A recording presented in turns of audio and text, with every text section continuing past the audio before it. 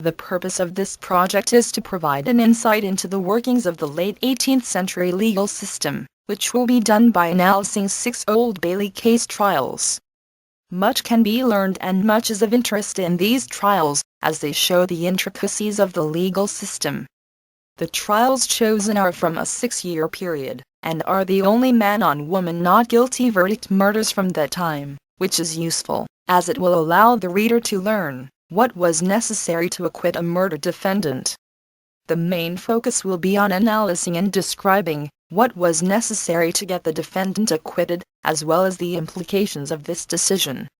Whether it is good character or madness or insufficient evidence, the verdict and the reasons for that verdict illume the quirks of the 18th century legal system.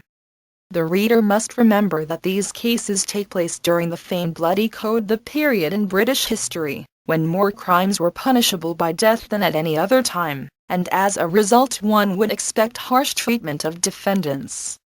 However, as shall be seen in the cases examined, at least this is not the case.